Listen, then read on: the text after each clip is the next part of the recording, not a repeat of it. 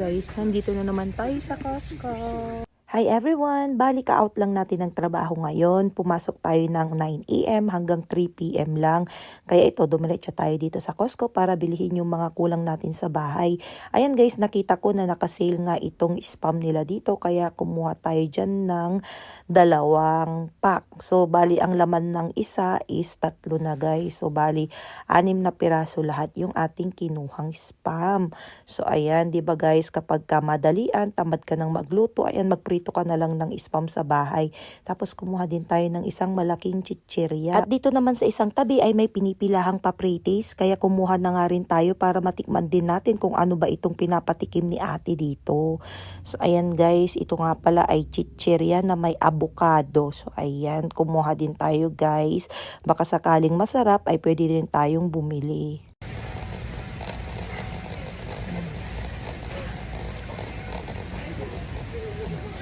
Pag nagugutom ka guys, pwede kang pumunta dito sa Costco para kumain.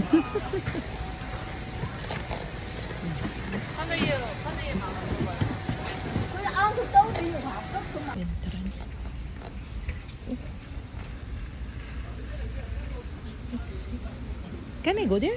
Yes, it's just your merchandise can't go. I can't go. I just leave it here. If you need extra carts for plants, Oh, there's yeah. some around. Oh, it's okay.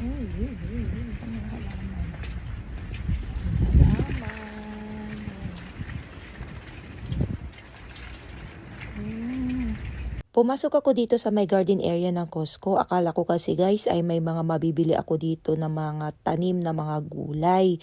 Kaya lang guys, ang karamihan na mga binibenta nila dito ay yung mga outdoor plants na mga namumulaklak. Tapos may nakita nga ako ditong kamatis. Kaya nga lang guys ay malaki na ito. Ang gusto ko kasi guys yung maliit pa at ako yung magpapalaki. Ililipat ko kasi ito sa maliit na garden namin sa bahay. Tapos dito naman sa may banda, maraming mga puno guys ng mansanas. Ayan, pwede mong itanim ito sa iyong bakuran kapag ka medyo malaki yung backyard mo. Ayan, kagaya nung kapatid ko guys, may tanim siyang puno ng mansanas sa kanilang backyard. Tapos sa trabaho ko guys, may puno din ng mansanas. Kaya kapag ka namunga yun, ay ipapakita ko sa inyo. Balik nga tayo sa loob. Ayan at dumiretso na nga rin ako dito sa bilihan ng mga sabong panlaba. Mabuti na nga lang at may mga nakasale ngayon guys. So ayan, may mga pagpipilian tayo at ito nga yung binibili ko dahil mabango ito para sa akin.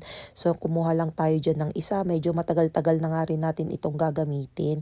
Pagkatapos natin kumuha ng sabon ay dumiretso na nga rin tayo dito sa may bilihan ng gatas at itlog.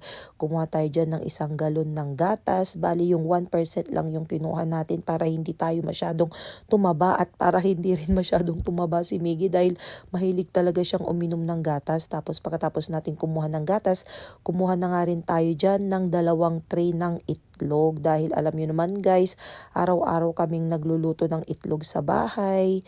O diba, pang almusal, pang palaman sa tinapay at kung ano-ano pa. Hindi tayo pwedeng mawala ng coffee mate dahil si nanay mahilig magkape.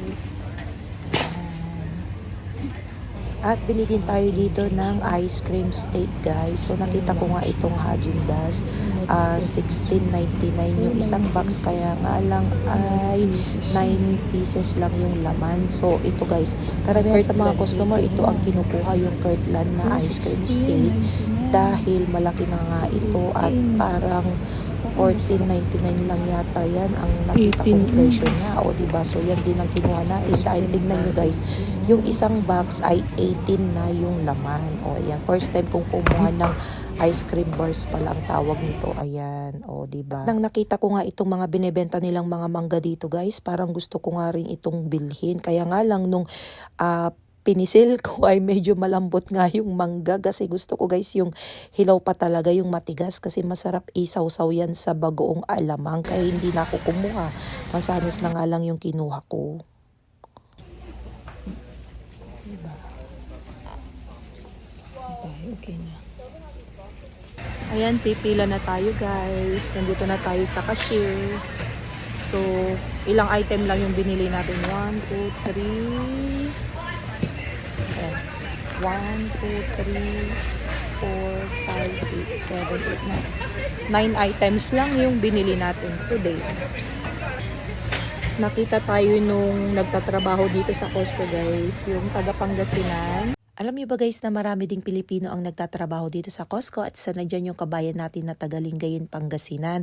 Baka naman ipasok niyo naman ako dito sa Costco. Alam niyo ba guys, gusto ko rin talagang magtrabaho dito sa Costco noon. Kaya nga lang ewan ko, ilang beses akong nag-send dito ng application ko noon pero hindi naman nila ako natatawagan.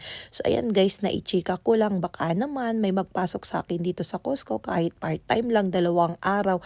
O di ba guys? So, ayan at ang bilis ng transition, nakarating na agad tayo dito sa bahay at tinawag ko na nga rin si Miggy para tulungan niya tayong ipasok yung mga pinamili natin. At kung sino yung 2 follower na makahula kung magkano ang binayaran ko dito sa Costco ay bibigyan natin ng tig 100 Gcash.